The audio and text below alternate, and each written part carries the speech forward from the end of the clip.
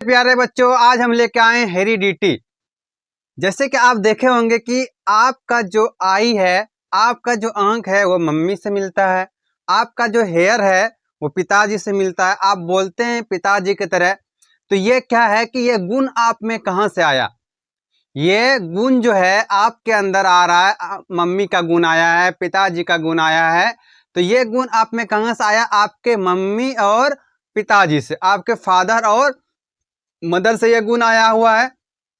तो आनुवंशिकता वही है कि जो भी गुण है आपके माता या पिता से आपके पास आया है, उसी को कहते हैं आनुवंशिकता। ये इंग्लिश में इसको हेरिडिटी कहा जाता है। तो हेरिडिटी में कोई भी दिक्कत नहीं होना चाहिए। आसान में आपको 2 नंबर दिला सकता है। क्लास 10th में आपको यहाँ से 2 नंबर कोई नहीं रोक पाएगा। अगर ये आता है एग्जाम में तो सीधा आपको लिखना है कि ऐसा कैरेक्टर जो कि एक माता से मिला है, दूसरा पिताजी से मिला है। माताजी से और पिताजी से जो कैरेक्टर आप में आया वही कहलाता है आनुवंशिकता। और आनुवंशिकता जो है ये ट्रांसमिट कैसे होता है, ट्रांसफर कैसे होता है कि माता और पिता से आप में कैरेक्टर आया, ये तो समझ में आया। लेकिन कैसे आया, किस माध्यम से आया? तो भैया ये जो आता है कैरेक्टर वो आता है जीन के माध्यम से। किसके माध्यम से?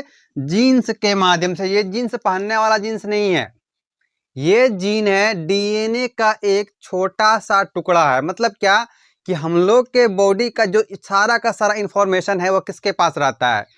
केंद्रक में, मतलब न्यूक्लियस में जो पाया जाता है क्रोमोसोम, उसमें डीएनए रहता है। उसी डीएनए में सारा का सारा इंफॉर्मेशन स्टोर रहता है। तो डीएनए का छोटा सा टुकड़ा जो है वही क्या है?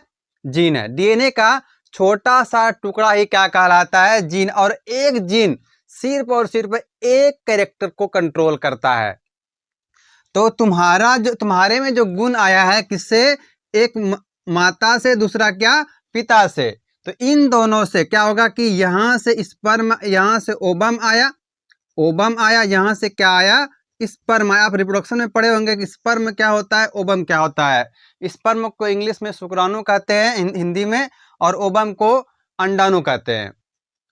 तो ये जो मदर से आपको मिला ओवम, और ये फादर से आपको स्पर्म मिला है, यही क्या है? यही जीन्स को लेके आता, यही कैरेक्टर को लेके आता। और ये दोनों आके क्या होगा? यहाँ फ्यूज कर जाएगा, दोनों मिलेगा तब जायगोट बनेगा। और जायगोट बनने के बाद एक नए बच्चे का निर्माण होता है, एक नए संतान का निर्माण होता है। तो आपको ये क्लियर हुआ कि आपके जो माता पिता है उससे गुण कैसे आया कि गेमीट बना। उस गेमीट में क्या था? बहुत सारा जीन्स था। लगभग 20,000, 15,000 से 20,000 जीन्स पाया था। मतलब क्या? ये कैरेक्टर्स है। और ये सब कहाँ से आ रहे हैं? एक माता से और एक पिताजी से। इसीलिए दोनों का कैरेक्टर उस बच्चे में पाया जाता है। तो ये तो बात हुआ आनुवंशिकता का, ये फिर हेरिडिटी कहते हैं। दूसरा आता है विविधता। ये फिर उसको इंग्लिश में कहा जाता है वेरिएशन। क्या कहते हैं? वेरिएशन। समझिएगा कि वेरिएशन क्या होता है कि मान लो जैसे आदमी है, आदमी में क्या है? लड़का सब है। लड़के में देखोगे कि जितना भी है सारा का लड़का ही, लेकिन सब एक दूसरे से डिफरेंस है। सब एक दूसरे से क्या है? भिन्न है। सब एक दूसरे से अलग दिखता है, चाहे वो बोलने का स्टाइल हो, चाहे उसका रहने का स्टाइल हो, चाहे चलने का स्टाइल हो। तो सब चीज़ क्या होता है? डिफरेंस पाया जाता है। चाहे वो ट्विंस हो, ट्विंस भी 100% सेम होता है। ट्विंस मतलब जुड़ा बच्चा जो, वो भी सेम होता है 100%, लेकिन सेम नहीं होता। उसमें भी कुछ ना कुछ डिफरेंस रहता है, चाहे उसमें बोलने का हो, चाहे उसके बाल का कलर हो, चाहे वो स्किन का कलर हो, कुछ ना कुछ क्या होता है? डिफरेंस पाया जाता है। तो वेरिएशन क्या है कि वो जो एक ही तरह की स्पेसीज, जैसे आदमी है तो आदमी में क्या, ये तो एक ही तरह का स्पेसीज है, लेकिन इसमें भी क्या है? वेरिएशन है। कोई भी इस दुनिया में एक दूसरे से नहीं मिलता है। कुछ ना कुछ क्या उसमें डिफरेंस। अगर शक्ल मिल रहा है तो उसका आवाज नहीं मिलेगा। अगर आवाज और शक्ल दोनों मिल रहा है तो उसका बाल का कलर नहीं मिलेगा, आंख का कलर नहीं मिलेगा। लेकिन क्या कुछ ना कुछ उसमें भिन्नता पाया जाता है, उसमें कुछ ना कुछ डिफरेंस रहता है। तो इसी को कहा जाता है वेरिएशन। वेरिएशन में क्या आता है कि जो जैसे एक दूसरे में डिफरेंस है, एक दूसरे में भिन्नता है, एक आदमी दूसरे से अलग है, यही कहलाता है वेरिएशन। तो आपको 2 चीज क्लियर हुआ, हेरिडिटी और दूसरा क्या था? वेरिएशन। जैसे ही वेरिएशन हम लोग समझ में आता है, अब हम लोग चलते हैं, एक क्वेश्चन आता है हम लोग के पास कि बच्चे में जो है गुण आ रहा है, तो माता पिता से बच्चे में कैसे गुण आता है। ये क्वेश्चन आता है क्लास 10th में, ये क्वेश्चन आता है कि बच्चे में जो है माता पिता से कैसे गुण आता है। तो आपको यहां समझना चाहिए, थोड़ा सा अटेंशन दीजिएगा कि देखो माता के पास क्या था, ओबम था, और दूसरा क्या था, पिताजी। पिताजी के पास क्या रहता है, स्पर्म। ये हिंदी में उसको शुक्राणु कहते हैं, और उसको जो ओबम था उसको ईग या अंडाणु कहा जाता है। तो क्या होगा कि स्पर्म और ओबम दोनों क्या होता है, आपस में फ्यूज होता है। मतलब क्या कि पिताजी का कैरेक्टर और माताजी का कैरेक्टर, दोनों कैरेक्टर क्या हुआ, आपस में आके फ्यूज कर गया। अब देखो दोनों का कैरेक्टर मिक्स हुआ ना, तो जो नया संतान उत्पत्ति होगा तो उसमें दोनों का कैरेक्टर आएगा, एक पिताजी का भी आएगा और एक माताजी का आएगा। और किसके माध्यम से आया कि वो जो स्पर्म ओबम था उसमें क्या रहता है भैया, उसमें रहता है जीन्स। क्या पाया जाता है, जीन्स पाया जाता है, और वही जीन कैरेक्टर को कंट्रोल करता है सारे, चाहे हमारा हेयर कलर हो, आई कलर हो, हमारा स्किन कलर हो, हमारा हाइट हो, चाहे हमारे बोलने का स्टाइल हो, पढ़ाने का स्टाइल हो, पढ़ने का स्टाइल हो, कुछ भी। मतलब हम लोग जो कर रहे हैं, हम लोग का जो बॉडी है, जो भी फंक्शन हो रहा है, वह किसके कारण से हो रहा है कि ये जीन्स जो है इसके पास कैरेक्टर कंट्रोल रहता है। इसको हम लोग डीएनए का एक फ्रेगमेंट बोलते हैं, डीएनए का एक टुकड़ा है। तो ये चीज क्लियर हुआ कहाँ से आया माता पिता में उसके बच्चे में गुण, कि वो जो स्पर्म था, वो जो ओबम था, उन दोनों के पास क्या था, जीन्स पाए जाते थे, तो वो दोनों फ्यूज किया और नए संतान का उत्पत्ति हो गया। तो ये तीन चीज आपको क्लियर हुआ। अब चौथा चलते हैं, यहाँ से आता है मेंडल्स का कहानी। एक मेंडल साइंटिस्ट है जिन्होंने, जिसको हम लोग फादर ऑफ जेनेटिक्स भी कहते हैं, कि वो जेनेटिक्स का क्या है, फादर है। उन्होंने ही बताया था कि ये जीन क्या होता है, या डीएनए क्या होता है, कैरेक्टर कहाँ से आता है, माता पिता से कैरेक्टर बच्चे में कैसे आ रहा है। तो ये क्या है, किसने दिया था, मेंडल ने दिया था। इसीलिए मेंडल को जेनेटिक्स का फादर कहा जाता है। मतलब कि जेनेटिक्स का पिता, मतलब आनुवंशिकता का पिता किसको कहा जाता है, वो है मेंडल। तो मेंडल ने ये कैसे बताया कि ये जो ट्रांसमिट हो रहा है कैरेक्टर, ये मेंडल को कैसे पता चला। देखो मेंडल जब शुरू में उसके दिमाग में एक सवाल आया कि ये जो गुण आ रहा है एक से दूसरे में, ये कैसे आ रहा है, सब सिमिलर कैसे होता है।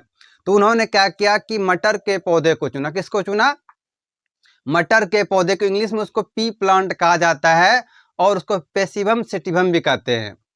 तो जब उन्होंने पी प्लांट को चुना तो उसमें क्या देखा, उन्होंने बहुत सारे जनरेशन को बनाया। पहले उगाया एक ठो, फिर उससे अलग अलग वैरायटी, फिर सबको अलग किया। तो उसको क्या कंक्लूजन निकला कि इसमें ना कोई ऐसा है जो कि कैरेक्टर को कंट्रोल करता है और आगे तक भेजता है। और वो क्या निकला, जीन।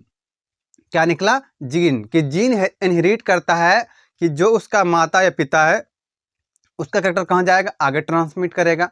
तो यहाँ पे एक सवाल आता है क्लास 10th में कि मेंडल द्वारा मटर के पौधे का चयन करने का कारण क्या था।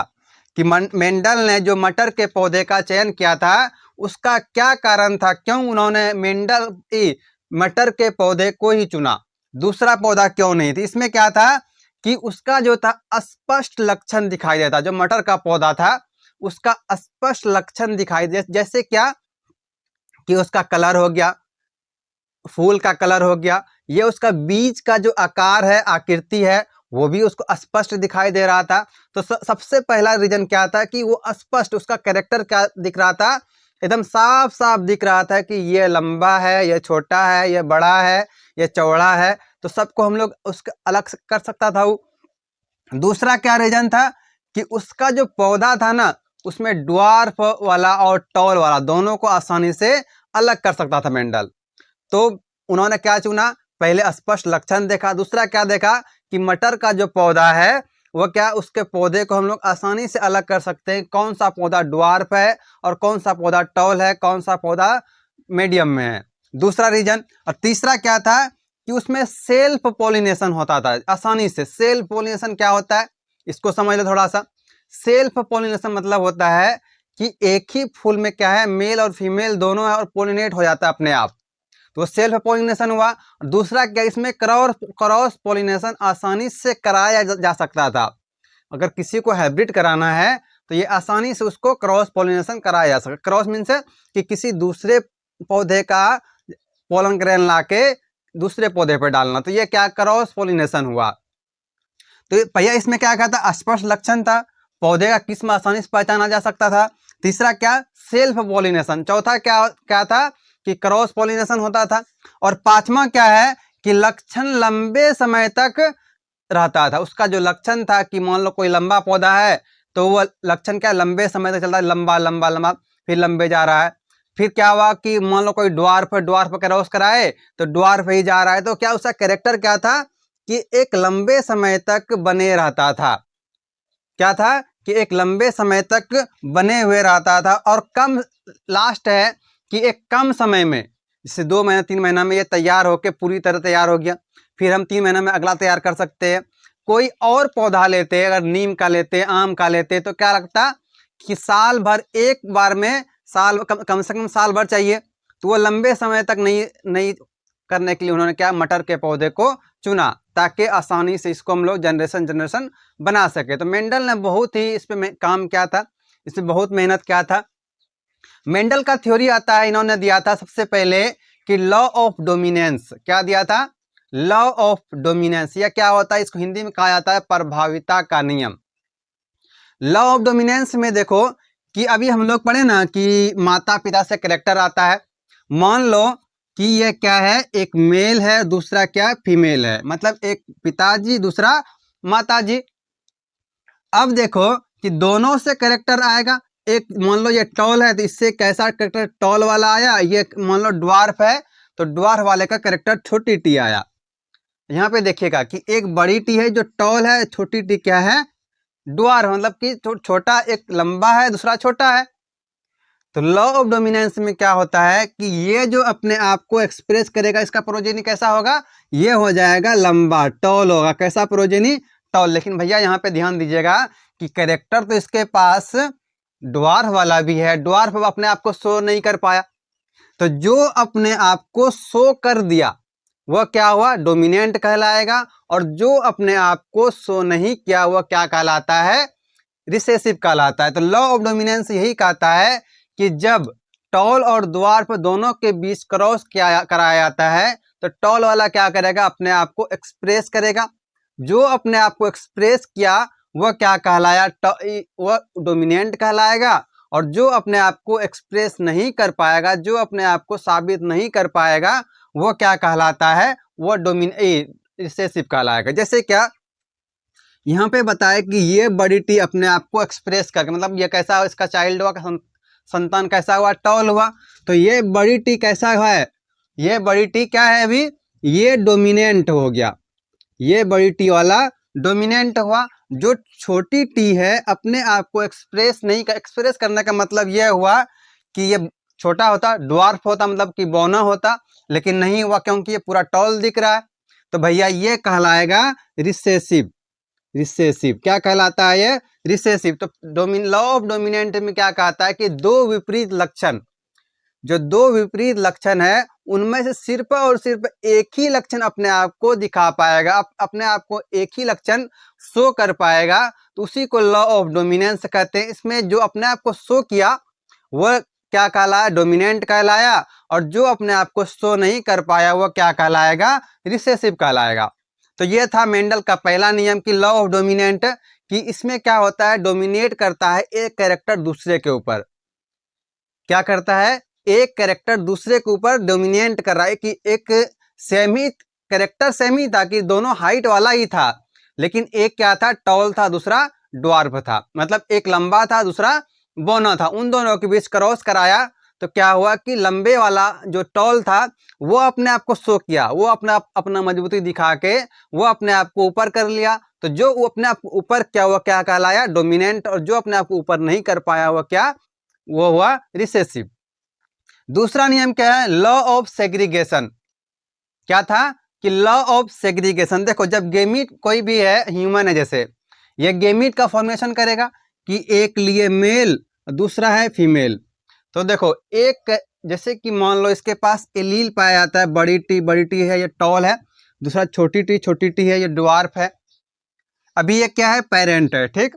जब ये गेमीट का फॉर्मेशन करेगा, किसका फॉर्मेशन करेगा, गेमीट का फॉर्मेशन करेगा, तो ये और टी, ये टी दोनों सेपरेट कर जाता है, मतलब ये बड़ी टी अलग हो जाएगा और ये बड़ी टी अलग हो जाएगा। अब ये गेमीट का फॉर्मेशन मतलब कि एक सेल था, उस इसमें 46 क्रोमोसोम पाया जाता है, अगर इसको आधा करोगे तो ये 23 ऐसे नहीं हो जाएगा। उसी तरह से ये गेमीट फॉर्मेशन क्या था, दोनों ये अलग हो गया, और यहाँ पे छोटी टी ये भी अलग हो जाएगा, ये छोटी टी ये भी अलग हो जाएगा। तो भैया लॉ ऑफ सेग्रीगेशन में कहता है कि दो एलील जो है तो वो आपस में क्या होगा, वो कैरेक्टर सेपरेट कर जाएगा। क्या होगा, सेपरेट कर जाएगा। जैसे कि सेग्रीगेशन का मतलब ही होता है सेपरेशन, मतलब कि अलग होना। तो लॉ ऑफ सेग्रीगेशन या इसको पृथक्करण का नियम भी कहा जाता है। तो जब गेमीट का फॉर्मेशन करता है तो ये दोनों क्या हो रहा है, अपना अपना कैरेक्टर लेके वो अलग हो जाता है। ये मान लो अगर ये वाला नहीं रहता, कुछ इस तरह से रहता है, एक टॉल है, एक ड्वार्फ, दोनों क्या है, एलील है। जैसे ये गेमीट का फॉर्मेशन करेगा तो बड़ी टी और छोटी टी दोनों अलग अलग हो जाएगा। तो लॉ ऑफ सेग्रीगेशन यही कहता है कि जब गेमीट का फॉर्मेशन होगा तो ये कैरेक्टर अलग हो जाता है, सेपरेट हो जाएगा एक दूसरे से, एक एलील दूसरे एलील से, मतलब एक जीन दूसरे जीन से अलग हो जाता है। तो यही कहलाता है law of segregation. Law of segregation के बाद आता है law of independent assortment. Law of independent assortment का मतलब होता है कि मान लो कि एक समय में दो या दो से अधिक कैरेक्टर ट्रांसमिट हो रहा है। एक समय में दो या दो से अधिक कैरेक्टर जब ट्रांसमिट होगा तो एक कैरेक्टर दूसरे को इन्फ्लुएंस नहीं करेगा। मतलब क्या कि एक कैरेक्टर दूसरे के वजह से ना तो रुक सकता है ना आगे बढ़ सकता है। कैसे, मान लो कि किसी के कैरेक्टर ट्रांसमिट हो, हाइट का, कलर का और आई कलर का, स्किन कलर, आई कलर, तीन कलर क्या हुआ, ट्रांसमिट किया। तो जरूरी नहीं है कि अगर टॉल एक्सप्रेस कर रहा है तो आई कलर और हेयर कलर दोनों एक्सप्रेस करे। ये अपना इंडिपेंडेंट है, टॉल वाला इंडिपेंडेंट है, आई कलर इंडिपेंडेंट है और हेयर कलर ये भी इंडिपेंडेंट है। मतलब क्या, तीनों का तीनों स्वतंत्र है अपने आप को शो करने के लिए। जरूरी नहीं है कि टॉल वाला अगर शो कर रहा है तो आंख का कलर भी शो करे, हेयर का कलर भी शो करे, तुम्हारा बोलने का स्टाइल वो भी शो करे, जरूरी नहीं है। तो लॉ ऑफ इंडिपेंडेंट में क्या कहला होता है कि अपने अपना अपना कैरेक्टर जो है वो खुद रिस्पॉन्सिबल है, वो स्वतंत्र है, वो आज़ाद है कि तुम अगर शो कर पाए तो ठीक, नहीं शो कर पाए तो भी ठीक। जो अपने आप को शो करेगा वो क्या एक्सप्रेस कर देगा, वो डोमिनेंट कहलाएगा। बाकी जो रिसेसिव रहेगा उसके अंदर कैरेक्टर है लेकिन वो शो नहीं कर पाएगा। तो लॉ ऑफ इंडिपेंडेंट असॉर्टमेंट में इतना ही था। अब आगे चलते हैं, आगे है सेक्स डिटर्मिनेशन, मतलब मनुष्य में लिंग निर्धारण। कैसे होता है मनुष्य में लिंग निर्धारण, आइए देख लेते हैं एकदम आसान तरीका से। मनुष्य में लिंग निर्धारण, मनुष्य में लिंग निर्धारण मतलब क्या होता है कि कैसे पता चलता है कि मेल और फीमेल कैसे होता है, कि कोई मेल है कोई फीमेल है। तो ये कैसे पता चलता है कि ये मेल कैसे होगा फीमेल कैसे होगा। तो आदमी के पास देखो क्या होता है, 46 क्रोमोसोम एक सेल में पाया जाता है। कितना क्रोमोसोम, 46 क्रोमोसोम पाया जाता है, जिसमें कि 44 क्या रहेगा, ऑटोसोम पाया जाता है। क्या रहता है इसके पास, ऑटोसोम। और दो जो है वो क्या है, सेक्स क्रोमोसोम पाया जाता है। क्या पाया जाएगा, सेक्स क्रोमोसोम। अब देखो कितना था, 44 ऑटोसोम और 2 सेक्स क्रोमोसोम। जब इसको अगर ऐसे करोगे 44 प्लस क्या हो जाएगा, एक्स और वाई, 44 प्लस एक्स एक्स। इसका मतलब क्या हुआ कि ये जो 44 प्लस एक्स वाई है ये क्या है, मेल है। मतलब मेल के पास देखो एक्स और वाई दोनों है, एक्स और वाई दोनों है, और जो फीमेल है उसके पास क्या है, सिर्फ और सिर्फ एक्स है। जब देखो जिसके पास सिर्फ और एक्स रहेगा मतलब क्या हुआ कि वो फीमेल है, और मेल के पास क्या रहता है 44 प्लस एक्स और वाई। सिंपल याद रखिए कि मेल के पास क्या है एक्स वाई और फीमेल के पास क्या है एक्स और एक्स। अब इन दोनों को गेमीट फॉर्मेशन करवाते हैं। ये रहा गेमीट फॉर्मेशन। तो क्या होगा, अभी बताए थे लॉ ऑफ सेग्रीगेशन में कि ये एक्स और वाई अलग अलग हो जाएगा, ये एक्स और वाई अलग अलग, ये एक्स दोनों अलग। अब क्या हुआ, गेमीट का फॉर्मेशन हुआ, मेल में स्पर्म और इसमें क्या बन जाएगा, ओवम बनेगा। इसमें देखो यहाँ पे क्लियर हो जाएगा आपको कि अगर ये एक्स वाला एक्स से मिलता है, अगर एक्स वाला एक्स गेमीट से मिलता है तो यहाँ पे क्या होगा एक्स और एक्स। तो आप बताइए क्या लड़का है कि लड़की है? तो भैया कि साफ साफ देख के पता चल रहा है दोनों एक्स एक्स है, तो ये क्या होगा लड़का लड़की है। उसके बाद ये वाला गेमीट इससे मिलता है तो ये क्या होगा एक्स और एक्स, तो ये भी लड़की है। अब बात आता है वाई वाला, वाई किससे मिलेगा इस एक्स से, तो यहाँ पे एक्स वाई, तो मतलब क्या ये लड़का है।